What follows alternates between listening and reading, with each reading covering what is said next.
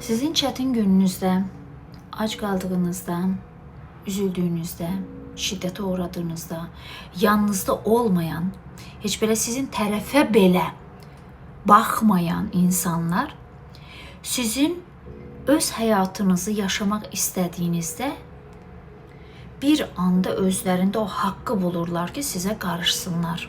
Paltarınıza qədər, getdiyiniz yerə qədər, gülmənizə qədər, baxışınıza qədər, hər şeyə qarışmaqda belə özlərini haqq bilirlər. Əgər belə haqlı insansınızsa, haqq tərəfdarıysanızsa, niyə çətin anda insanların yanında olmursunuz? Niyə? Və bu səbəbdən çox insan öz həyatını yaşaya bilmir.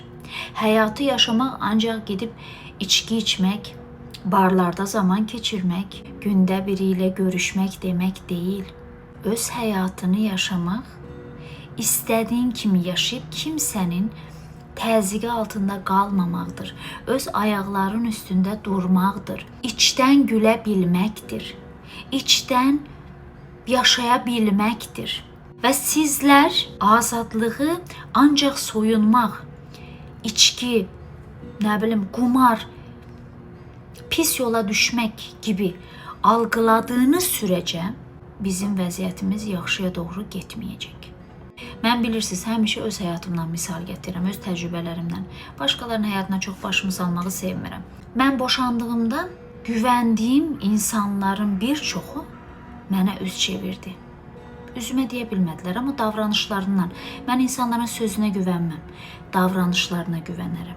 Gördüm ki, sırf boşanmış bir qadın olduğum üçün məndən üz çevirdilər. Amma geyimimə qarışa bilirdilər, gülməyimə qarışa bilirdilər, getdiyim bir gəzməli yerə qarışa bilirdilər, paylaşımlarıma, sosial media istifadə etməyimə qarışa bilirdilər. Onu özlərində haqq bilmişdilər. Amma halbuki mən çətinliyə düşdüyümdə, döyüldüyümdə, şiddətə uğradığımda, bir balamı səbəbsiz yerə itirdiyimdə, böyük balam qaçırıldığında, ölümlə təhdid edildiyində heç biriniz mənim yanımda deyildiniz. Boşanmaq istədiyimdə də kaş ki evli olsaydı, adını qorusaydı deyib məndən çoxunuz üz çevirdiniz. Niyə? Belə bir algı var bizdə. Əgər bir qadın boşandıysa, demək ki, tərbiyəsizlik və əxlaqsızlıq qapıları bu xanıma açıldı.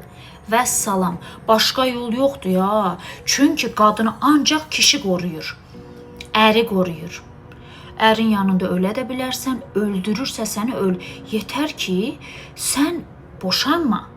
Boşansan, əxlaqsızlıq qapısı sənə açılacaq. Amma evlisənsə, dünyanın ən əxlaqlı qadınısan. Bu qərarı kim verir? Bunun mührünü kim qoyub? Hansı əxlaqlı insan qoyub? Hansınız ömür boyu öz əxlaqınızdan əminsiniz, öz insanlığınızdan əminsiniz, öz vicdanınızdan əminsiniz? O bir hədis var. Kim günahsızdırsa ilk daşı o atsın. Hansınız günahsızsınız ki, başqasının həyatına qarışacaq qədər özünüzdə o həddi görürsünüz ki, çoxunuz ən iyrənc əxlaqsızlıqlar edirsiniz, amma gizli-gizli ki, unutmayın, yalan ayaq tutar, yeriməz. Və bir yalan nə qədər gec üzə çıxırsa, o qədər onun sahibi daha fazla zərər görür. Deməm o ki, içində çirkəf olan insan evliliklə ya da subaylıqla ya da boşanmışlıqla kişi qadın fərq etməz, dəyişməz. Sadəcə üstünü o zibili qoyarsan, üstünə xalça örtərsəni, örtər ki, kimsə görməsin. Amma əvvəl-axır o toz yenə üzə çıxacaq. Bu düşüncələrimizi dəyişsək, dünyamız dəyişər. Hər evli əxlaqlı, hər boşanmış da əxlaqsız deyil. Hər başı açıq əxlaqsız, hər başı bağlı da əxlaqlı deyil. Bu insanın burasından asılıdır. Geyimiyle ya da mədəni durumu ilə deyil, burası ilə. Allah hamımızın ürəyinə görə versin inşallah. Və hamımızı yaxşı insanlarla qarşılaşdırsın inşallah. Sevirəm sizi.